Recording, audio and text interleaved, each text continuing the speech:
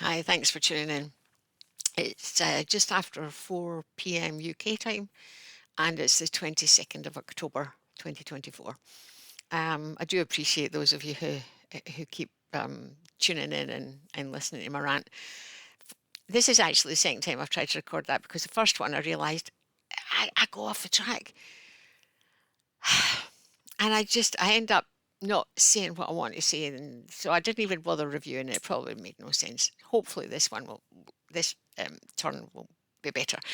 Anyway, while since I've spoken to you, but this morning I saw a headline which grabbed me, and it was an announcement by Macmillan Cancer Charity that since Chris Hoy, the Olympic cyclist, and his wife had announced that they both had unfortunately been diagnosed with cancer, and they had come publicly out about this, then this particular cancer charity had had more hits through Google than they had ever had before. And it struck me that people are desperate for information at a time like this. Well, it's something we're all worried about, especially with the turbos that have hit the huge numbers that have gone up. And and they want more information. But what they're getting, of course, is they're Googling it. So they're getting the information that particular search engine wants to throw at them. They're getting the information that, sorry, just a Google message that's popped up. Um, they're getting the information that they want to give them. So they're giving them the standard information coming from the big pharmas on this is how we treat it, this is what it is. And meanwhile, of course, there's a lot of hue and cry about misinformation from conspiracy theorists. How dare we? How many conspiracy theories have come true in the last. Well, anyway, that's by the by.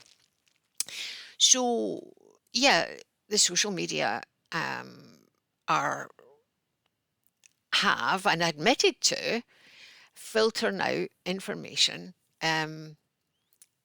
what they're crying in the attempt to refute misinformation. But the misinformation is coming from sources that the majority of people don't realise would dare put out misinformation.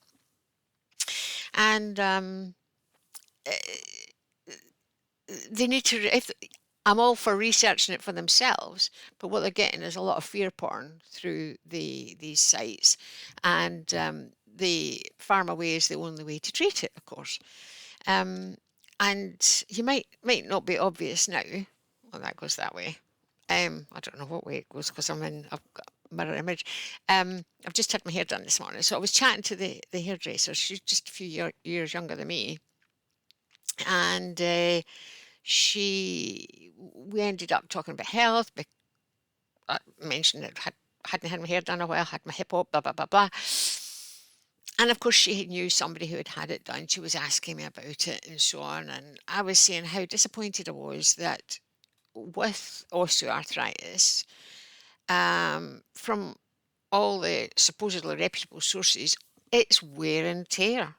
It can't be wear and tear. I mean, there are people running marathons at 80 and 90-year old who've done it all their lives. They've not got wear and tear. And then you've got people at 50 who are having as well, who have never done it. You can't have it both ways. Oh, you've not done enough exercise. Oh, you've done too much exercise. And basically, there just is not enough reported research done on it. And when it was me, I mean, I tried everything not to end up with this hunky metal in my leg because, you know, there must be a reason for it, but we need sufficient information, education, rather than just going in for a service. Oh, yeah, you need a new hip. Take that bit out. Here's a bit in. There you go. 2 days in hospital. Back out. There you go. Cheerio. Sorted. A bit of physiotherapy. Keep up your activity. But, 15 grand to private health or whatever from the NHS to do this is not going to encourage them to promote and publish good information. Personally, um, I've there was a chap who Darko Valchik, who promotes high salt usage. He also promotes a high meat diet, no veg, or he's no into veg and stuff, and he suggests you eat it raw because that's waste. I couldn't do that. Um, so, but I will say that having read his book and had a chat with him at a huge cost to myself, of course, I began to piece together that all the exercise I did, and I did a huge amount, I used to run as well, I was never hydrating sufficiently. Even yet, even now that I know I should be drinking more, I'm still not, I'm doing more, but I'm not, I know that I could do better, but it's not enough. And his point about the salt made me realize that although I was drinking, I wasn't, I, because we had been told salt was bad for you, I was using salt in nothing, nothing. I didn't cook with salt. I didn't add it to food. Occasionally, I remember I would dip my finger in a bit of salt and lick it. My body obviously telling me I needed it. And now I put a half a teaspoonful of salt in a big bottle of water and I drink that. But you need that salt when you're doing all that exercise and running. You're sweating it out. You're putting the water back in, but you're not putting the salt back in. With the result that the cartilage, there's the ionic balance isn't there to allow the water molecule to flow into the cartilage. There was no bone degeneration in my case, it was only the cartilage. So it wasn't becoming turgid as it needed to be, becoming flaccid. And damage to my knee had resulted in it being slightly offset. That's what I think.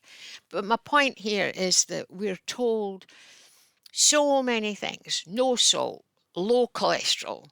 Don't eat these foods because you get cholesterol from, high cholesterol. You don't. Your body makes the cholesterol, and if it's too low to repair any damage, it repairs damage. It helps repair damage, this cholesterol.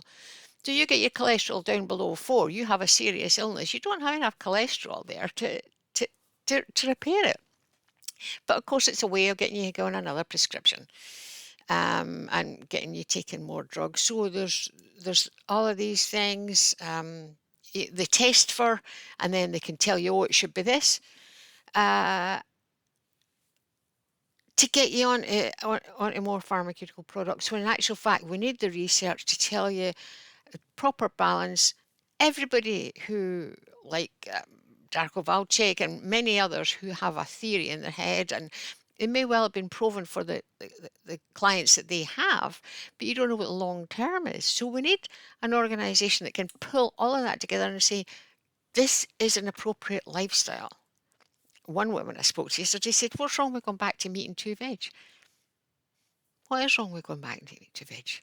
Avoid the pot noodles. But we've been steered down the wrong track with health advice. Sunscreen.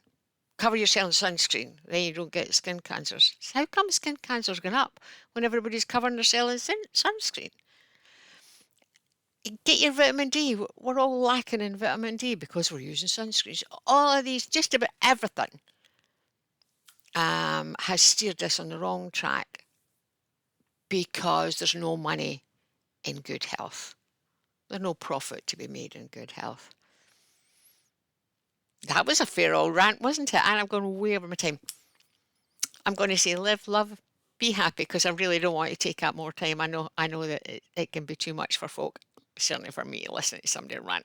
So thanks very much for tuning in. I'd enjoy my comments for folk. I would love to get you all on a Zoom and we can have a chat, get your own cup of coffee and so on. But that's maybe for another day. Thank you. Bye-bye.